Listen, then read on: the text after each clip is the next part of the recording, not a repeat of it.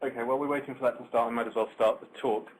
Moving away from water on the lunar surface, I'd like to talk about some work I've been doing in the last few weeks to do with carbon, nitrogen, and noble gases in lunar basalts. And, oh, I've lost connectivity.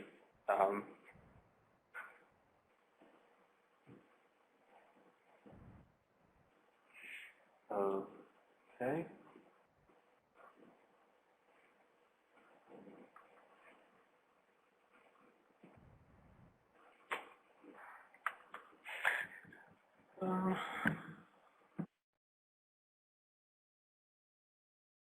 James, we have your slides locally here. If you have them on your screen, you could just tell us to advance to the next slide. And currently we're on slide 1. Okay. You've got the first slide on the screen, have you? Yes. Okay. Move to the second slide then, please. Right, so the canonical view of the moon being a volatile depleted body has been thrown in its head in recent years with various studies analyzing volatiles in lunar glasses and apatite crystals, as we've already heard, and also orbital spacecraft picking up signatures typical of OH or H2O groups on the lunar surface. And also the lacrosse mission documented not only water in a South Pole crater, but also other hydrocarbons and volatiles. So bearing this in mind, it seems like a good time with the more advanced techniques we have available in the lab today to go back and reassess some of the other volatiles present in the lunar samples. And this work feeds into other work by my colleagues also at the Open University that you'll hear about tomorrow, who focus more on water and chlorine and fluorine. Next slide, please. So for this work, we chose an initial batch of 5 powdered basalts covering each of the Apollo missions apart from Apollo 16. We only used 5 milligrams of each. Because these are powders, they've been quite well homogenized, so 5 milligrams was deemed to be a good sample size. They've got various crystallization ages between 3.2 and 3.9 billion years, and also a spread of cosmic ray exposure ages from 480 to 21 million years. There's a very diverse range of samples for this initial look through the sample set. Next slide.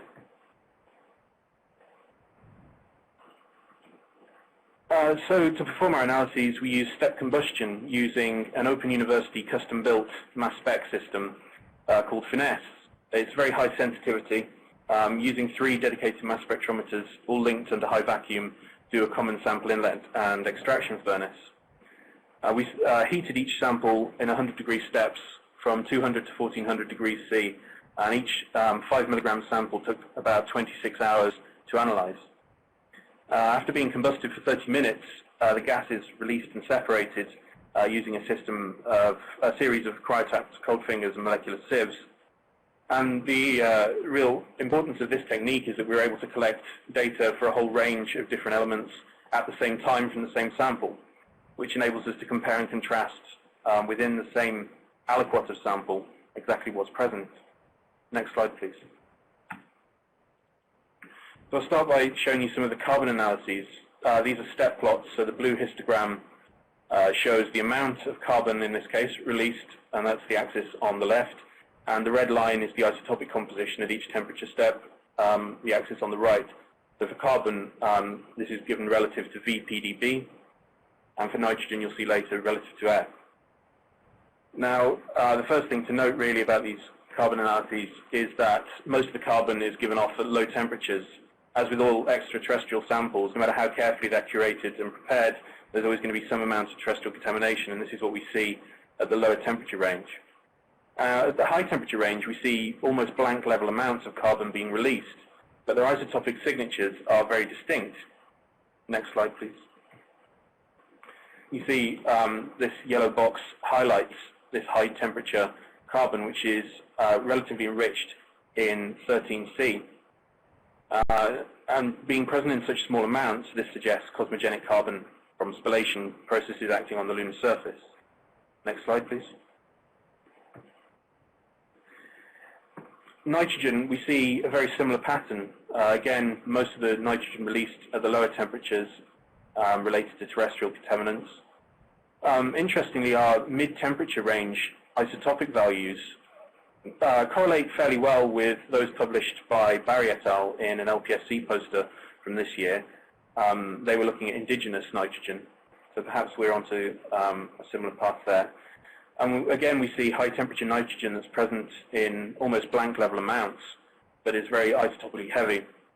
And again, next slide, please. As with the carbon, we see the amount of isotopic enrichment decreasing with decreasing exposure age on the lunar surface. Next slide, please. As for the noble gases, we've identified several different components. The first I'll talk about is radiogenic noble gases. Here, the graph shows helium in red and argon in blue for several different samples. So we've got 3 helium analyses and 2 argon analyses. And we see that although the amounts between the samples vary, the temperatures at which they're given off remain the same. And the amounts, because these are radiogenic components, the amounts given off vary as a function of the initial sample composition, the radiogenic decay of uranium and potassium for helium and argon, respectively. But as we expect, helium is released first at 500 degrees C and argon at the higher temperature of 700 as a function of their different diffusion rates out of the sample. Next slide, please. We also found other cosmogenic components within the noble gases. So we've already seen cosmogenic carbon and nitrogen, and here this plots the cosmogenic nitrogen component against exposure age on the lunar surface across the bottom. And we also plot on here cosmogenic neon, and you can see how nicely correlated they are. So with increasing exposure age on the lunar surface, we have a good correlation with increasing cosmogenic components. Next slide, please. However, the cosmogenic component within the neon is only very minor. Most of it trends towards a terrestrial-like value. You can see here our analyses as the red dots, and then just a simple trend line through them connects the cosmogenic end member, if you like, down in the bottom right, with an atmospheric or terrestrial-like component on the left. I've plotted here the solar composition as well, just to show that the results we have are distinguishable from any mixing between a solar and cosmogenic component, as some other studies have found in the past. And I say terrestrial-like because it's been shown before that terrestrial atmospheric noble gases can be trapped in samples upon crushing and then released at high temperatures. But equally, in samples that haven't been crushed, that have experienced less processing, we also see noble gas components with terrestrial-like signatures. So we can't rule out whether this is a terrestrial component that's been trapped or whether it's an indigenous component that happens to have very similar isotopic signature to terrestrial. Next slide, please. So to sum up just these initial 5 analyses, we've revealed several different geochemical signatures, some of which are correlated, all of which are very interesting and need further analyses.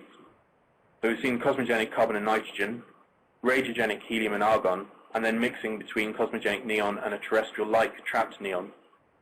And going forward, we want to analyze some less processed samples, chips rather than powders, see if we can determine whether these noble gas components are truly terrestrial or indigenous.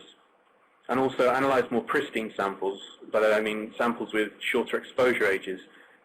This will hopefully minimize any overprinting of indigenous lunar volatile components by any solar or cosmogenic signatures. I'll leave it there. Thank you very much.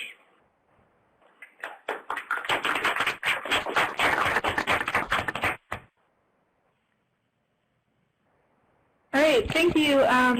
People type in questions if you have them. In the meantime, can we please have the next speaker share screen and all of that? I'm afraid I still can't see the Adobe Connect, but I can't see any of the questions. Okay, somebody's typing now, and I think George is going to read them off for you. Yeah, so the question we have here is, what is the purpose of this study?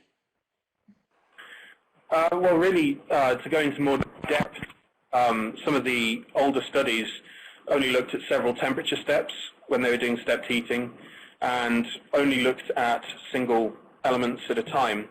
With this study, we're able to look at multiple isotopes and in very high resolution. So we used 100-degree temperature steps just for this initial study, but we could go down to 25, 10-degree steps as well, so we'll get much more data. Okay, and I apparently skipped one. I apologize.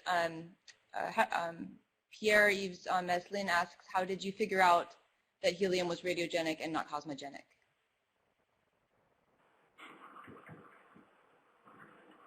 Oh gosh. I think that one probably requires a longer answer than I've really got time to give here. My email is on the presentation, so maybe we could take that discussion offline. Okay.